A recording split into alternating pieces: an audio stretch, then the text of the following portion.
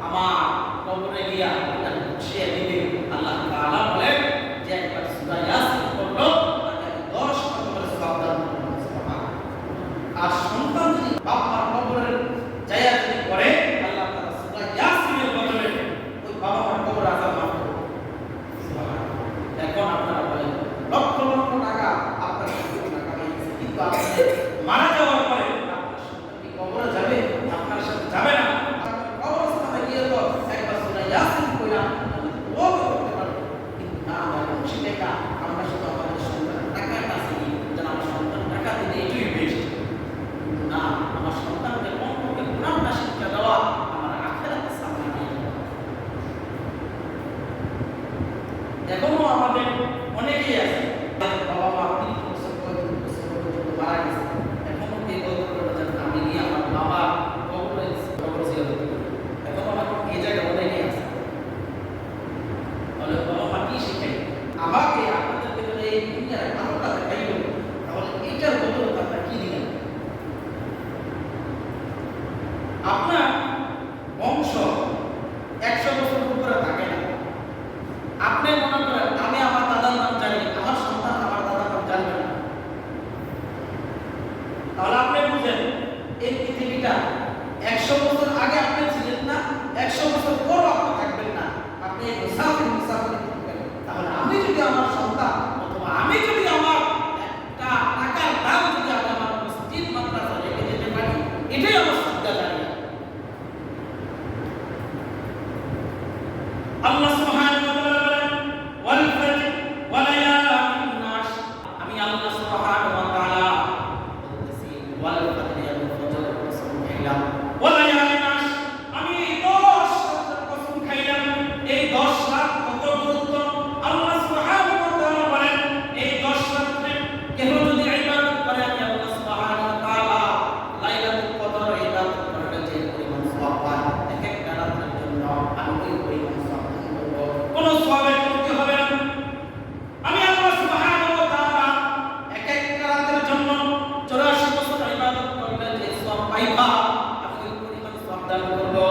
আর যদি দিনের বেলায় তুমি রোজা রাখো, আমি আল্লাহ সুবহানাহু ওয়া তাআলা 1 বছর রোজা রাখার সওয়াব করব। সুবহানাল্লাহ। তাহলে আল্লাহ সুবহানাহু ওয়া তাআলা আমাদের জন্য অতি স্পেশাল অফার রেখেছে। নবী সাল্লাল্লাহু আলাইহি ওয়াসাল্লামের কাছে সাহাবীরা বলতেছেন, ইয়া রাসূলুল্লাহ, আপনি বলেন আল জিহাদ ফি সাবিলিল্লাহ, আল্লাহর রাস্তায় জিহাদ করা সবচেয়ে বড় ইবাদত। নবীজি বললেন, হ্যাঁ সাহাবীরা, আল্লাহর রাস্তায় জিহাদ করা সবচেয়ে বড় ইবাদত। তাহলে এই 10 রাতের মূল্যটা কি? আল্লাহ রাসূল সাল্লাল্লাহু আলাইহি ওয়াসাল্লাম বলেন, এ সাহাবীরা শুনো, এই 10 রাতের ইবাদত এরকম গুরুত্ব, তুমি আল জিহাদ ফি সাবিলিল্লাহ, জিহাদ করতে গেলাম, মাল সামানা নিয়া তুমি ওই জায়গায় গিয়ে শহীদ হয়ে গেলা, তাহলে এটা মূল্য অনেক। আর যদি তুমি মাল সামানা নিয়ে গেলা কিন্তু শহীদ হয়ে গেলা, গাছি নিয়ে ফিরে আসলা, মাল সামানা রেখে আসলা, আল্লাহ রাসূল সাল্লাল্লাহু আলাইহি ওয়াসাল্লাম বলেন, আমরা আল্লাহ সুবহানাহু ওয়া তাআলার কাছে আশা করি ওই জিহাদের চাইতে এই 10 রাতের মূল্য আল্লাহর কাছে বেশি। সুবহানাল্লাহ। আপনি জিহাদ করতে গেছেন, আল জিহাদ ফি সাবিলিল্লাহ, সবচেয়ে বড় ইবাদত হচ্ছে জিহাদ করা। তাহলে জিহাদ থেকে আপনি আবার ফিরে আসছেন গাজী হয়ে। রাসূল সাল্লাল্লাহু আলাইহি ওয়াসাল্লাম বলেন, আমি আল্লাহর কাছে আশা করি আল্লাহ সুবহানাহু ওয়া তাআলা কত নেক দিবেন। বলা হয়েছে যে আল্লাহ সুবহানাহু ওয়া তাআলা এরকম নেকের ভান্ডার দিয়ে রেখেছেন যে ওই গাজীর চাইতে আপনার এই 10 রাতের মূল্য বেশি থাকবে। সুবহানাল্লাহ। তাহলে এই 10 রাতের মূল্য আমরা দিতে জানি না,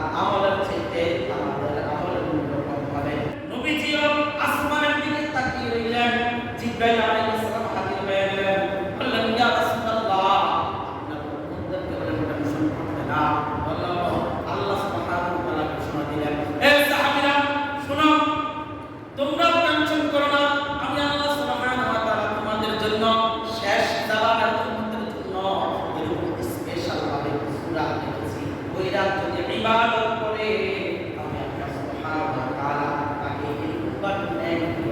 কেউ যদি লাইলাতুল কদরে ইবাদত করে 84 বছর ইবাদত করলে যে সওয়াব ওই সওয়াব পাবে। কেউ যদি জিলহজ মাসের 10 রাত ইবাদত করে তাহলে আপনি 84 দিয়ে 10 দিয়ে গুণ দেন, এরকম যদি আপনি কমপক্ষে 10 বছর পর্যন্ত আপনার এই আমলগুলি হয় তাহলে আপনার 1500 এবং 2000 বছরের আমল নিয়ে আল্লাহর কাছে পাবেন। তাহলে আল্লাহ সুবহানাহু ওয়া তাআলা আমাদের জন্য কত গুরুত্বপূর্ণ রাত রেখেছেন।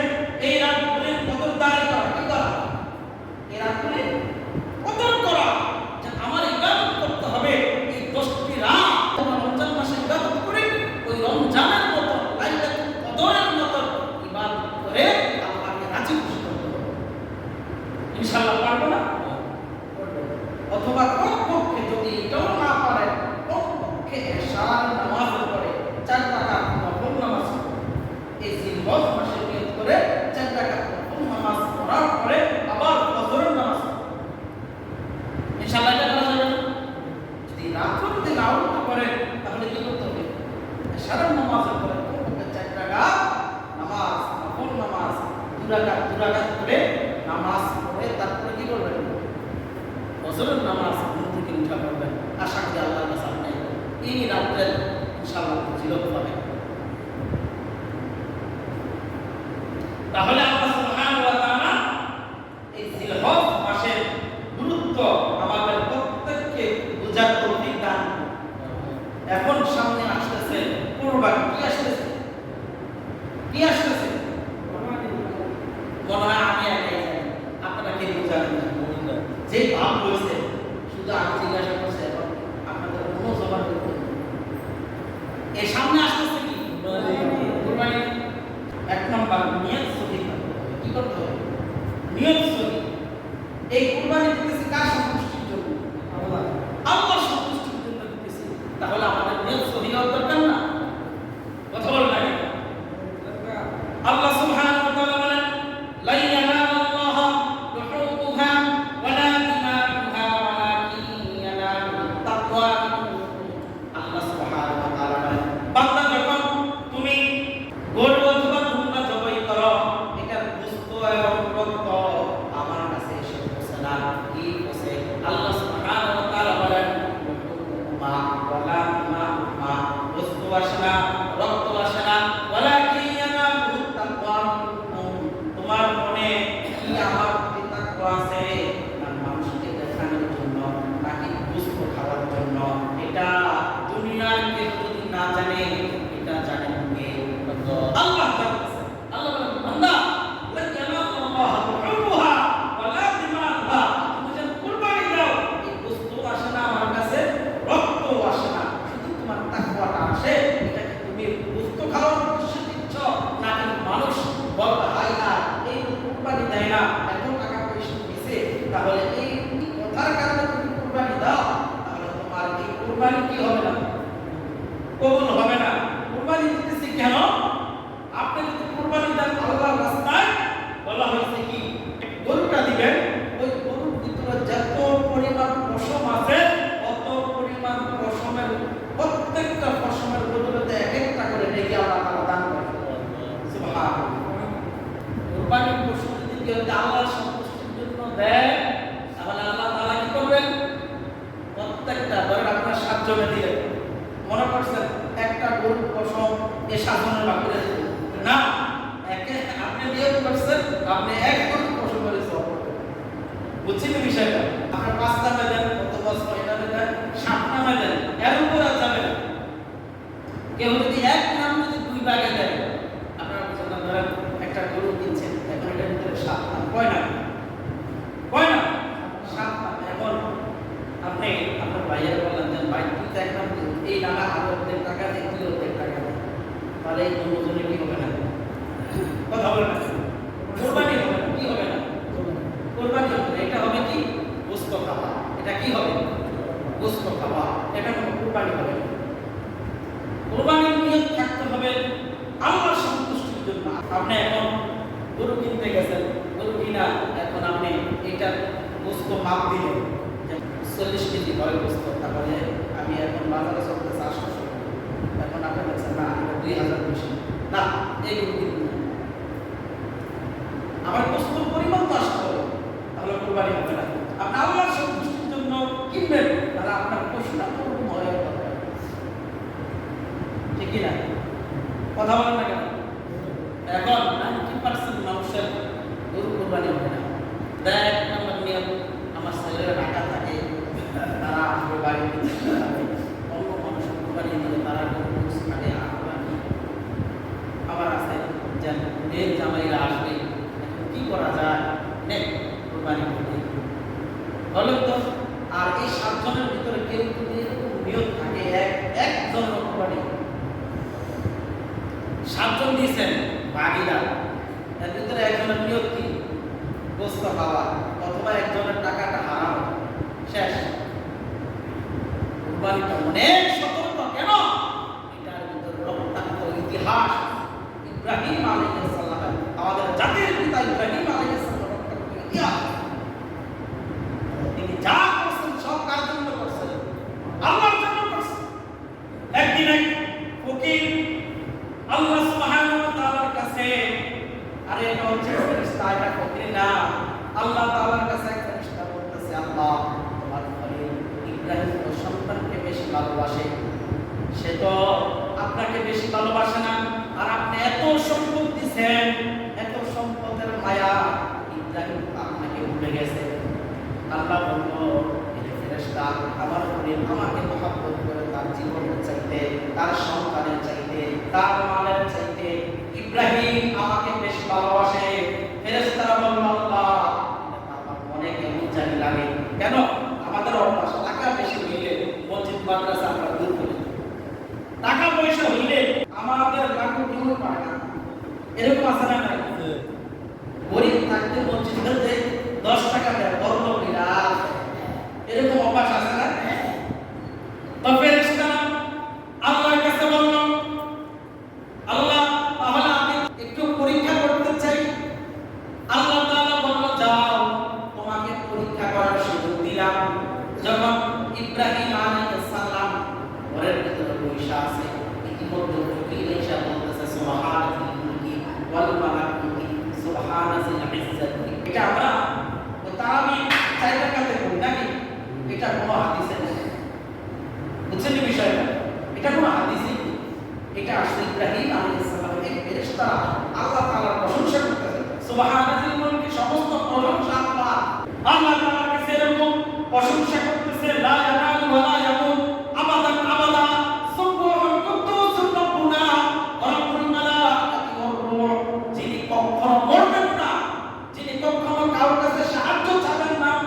এরকম ভাবে যখন ওই ফকিরটা এরকম প্রশংসা করতেছে, যে আল্লাহর পাগল হয়, যে কোনো পাগল হয়, তাহলে তার খারাপ কথাও তার গানে শুনতে ভালো লাগে। আর ইব্রাহিম ছিল আল্লাহর প্রেমিক।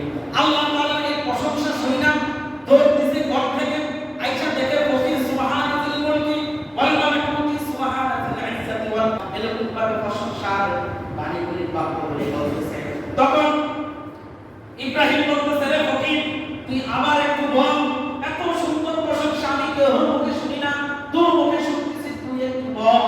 ফেরেশতা বলল, না আমি আর বলবো না।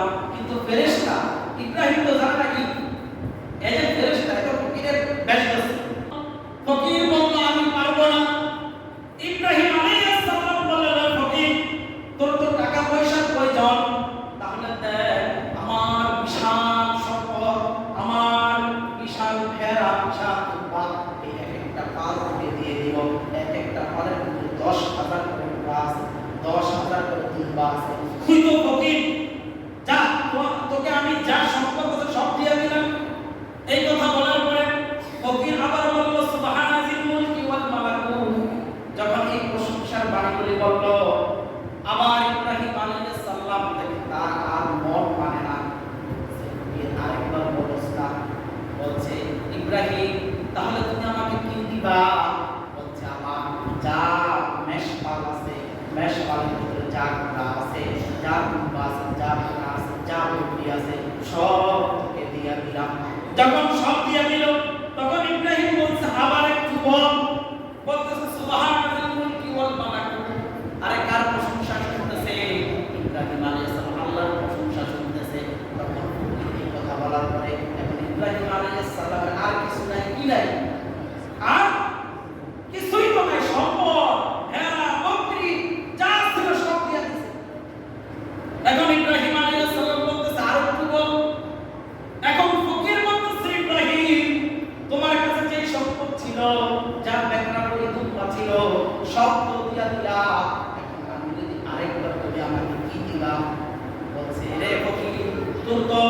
এই ভেড়া বকরি পালনের জন্য লোক লাগবে, আমি তোমার সব এই বকরি এবং ভেড়া দুটা পালনের জন্য আমি নিজে রাখাল হইয়া যাব। সুবহানাল্লাহ, চিন্তা করছেন আপনি? ইব্রাহিম আলাইহিস সালাম যখন এই কথা বলল, ফকির